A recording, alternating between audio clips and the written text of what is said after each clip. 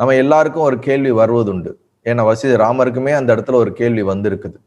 சாபங்கள் எப்படி பலிக்குமா அப்படிங்கிற ஒரு கேள்வி நம்ம எல்லாருக்குமே உலகளாவிய விஷயங்கள்ல இருக்குது. பல பேர் சாபம் கொடுக்குறாங்களே, பெரியவங்க வயிறு எரிந்து சில விஷயங்கள் சொல்லும் பொழுது, சாபங்கள் கொடுக்கும் பொழுது, நம் வாழ்வில் அது பலிக்குமா பலிக்காதா என்ற சந்தேகம் இருக்கிறது. இந்த இடத்துல மிகவும் தெளிவாக விளக்கப்பட்டுள்ளது. நல்லா புரிஞ்சுக்குங்க. எல்லாராலையும் சாபம் கொடுத்துற முடியாது. அப்படி எல்லாரும் கொடுக்கக்கூடிய சாபம் பலிக்குமா என்றால் அப்படி பலிப்பதற்கான வாய்ப்புகள் கிடையாது. சாபம் கொடுக்க வேண்டும் என்றால் கொடுக்கக்கூடிய நபர் மிகவும் தூய்மையாகவும் மனரீதியாக நல்ல தூய்மையாகவும் அவர்களுடைய வாக் சக்தி, அதாவது அவர்கள் பேசக்கூடிய அந்த வாக் சக்தி எந்த விதத்திலையும் அசுத்தப்படாமல் இருக்க வேண்டும்.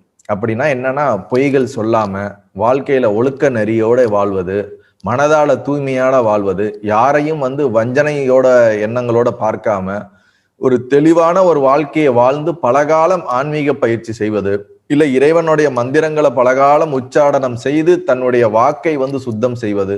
வாக் சக்திங்கிறது வேற ஒண்ணும் இல்லை, நம்மளுடைய மணிப்புரக சக்கரத்திலிருந்து வெளியே வரக்கூடிய பிராண சக்தி நம்மளுடைய விசுத்தியை தாண்டி நம்மளுடைய நாவின் வழியாக வெளிப்படும் பொழுது வார்த்தைகளாகவும் மொழிகளாகவும் வெளிப்படுகிறது. ஸோ இதற்குள்ளே நடக்கக்கூடிய இந்த பிராண மாற்றத்தையும் நம் உடலிலே இருக்கக்கூடிய உள்நாக்கு வெளிநாக்கு ஏற்படுகின்ற மாற்றத்தினால் வருவதுதான் நம்மளுடைய வார்த்தைகள் எல்லாம். ஸோ இங்கே வாக் சக்தி என்ற கலைமகளை தான் நம்ம வாக் சக்தின்னு சொல்லுவோம். ஸோ அந்த வாக் சக்தி இந்த பிராண மாற்றத்திலே இருக்கிறது. இந்த பிராண மாற்றம் தொடர்ந்து நாம் நம்மளுடைய வாழ்க்கையில ஒரு நல்ல தூய்மையான நல்ல சொல்களை நினைத்து நல்ல சொல்களை பேசி வாழ்க்கையில் ஒரு ஒழுக்க நெறியோடு இருக்கிறவர்கள் அவர்கள் தர்மப்படி ஏதாவது ஒரு தவறு நடக்கும் போது அவர்கள் மனம் நொந்து ஏதாவது வார்த்தைகள் சொன்னார்கள் என்றால், சபித்தார்கள் என்றால், அது பலிப்பதற்கு உண்டான வாய்ப்பு உள்ளது. கண்டிப்பாக பலிக்கும்.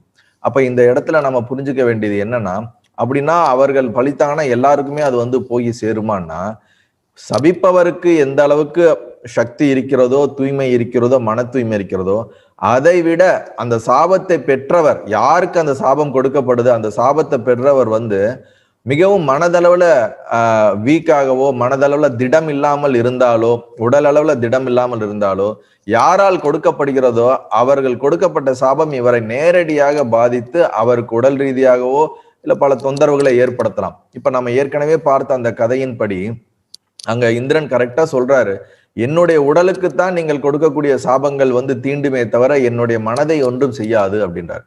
அப்ப மனோதிடம் அதிகமாக இருக்கக்கூடிய, மனதிலே ஒருநிலைப்படுத்தி மனதிலே ஆழமாக இருக்கக்கூடிய நபர்களுக்கு யார் எப்படிப்பட்ட ஒரு சாபங்கள் கொடுத்தாலும் அவர்கள் நேரடியாக அவர்களுடைய மனதை அது துன்புறுத்த முடியாது.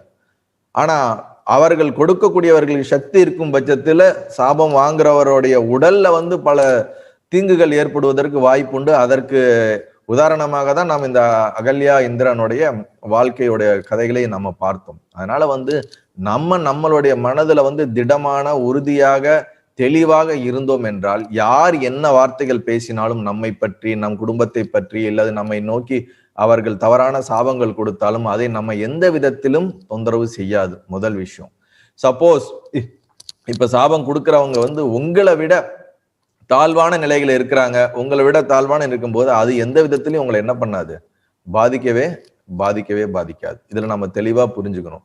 ஆனால் நாம் நம்மளுடைய வாக் சுத்தமாக இல்லாமல், பொய் சொல்லிட்டு, ஒழுக்க நெறி இல்லாமல், மனதுல திடம் இல்லாமல், வஞ்சக உணர்வோடு இருந்தோம் என்றால் மற்றவர்களுடைய இது நமக்கு பாதிக்கிறதுக்கு உண்டு. இன்னொன்னு இதுல ஒரு விஷயம் என்னன்னா, யாரோ ஏதோ பெரியவங்க வீட்டுல அவங்க ஒண்ணு சொல்லிட்டாங்க, இவங்க ஒண்ணு சொல்லிட்டாங்க, அதனால நமக்கு பாதிச்சிருமோனா அப்படி எல்லாம் பயப்பட தேவையில்லை. யாருக்கு மனதுல ஒரு அந்த ஒழுக்க நெறி தூய்மை வாக் சக்தி இருக்கிறவர்கள் சொல்லும் போது மட்டும்தான் இதுல ஒரு தாக்கம் ஏற்படுமே தவிர, இல்லை என்றால் இதுல எந்த ஒரு தாக்கமும் நமக்கு ஏற்படாது. ஆனால் நம் மனிதர்கள் என்ன நினைச்சுக்கிறாங்கன்னா, யாராவது ஒருத்தர் ஒரு வார்த்தை சொல்லிட்டாங்கன்னாவே அதை நினைச்சே நம்ம மனதால துக்கப்பட்டு துன்பப்பட்டு நம்ம மனசுல நினைச்சு நாமே அவர்கள் ஒன்றும் செய்யாத ஒரு விஷயத்திற்கு பல விஷயமாக நாம் துக்கப்பட்டு நம் வாழ்க்கையில எல்லா துயரங்களையும் எடுத்து வந்துடுறோம். அதனால இங்க நம்ம தெளிவா நம்ம புரிஞ்சுக்க வேண்டியது இருக்குது. நம் மனதை நாம் திடம் செய்து கொண்டோம் என்றால் எந்தவித சாபங்களும் எந்தவித ஒரு பிரச்சனைகளும் உங்களை நோக்கி வராது என்பதை நாம் இதுல புரிஞ்சுக்க வேண்டிய ஒரு விஷயம். நல்லது.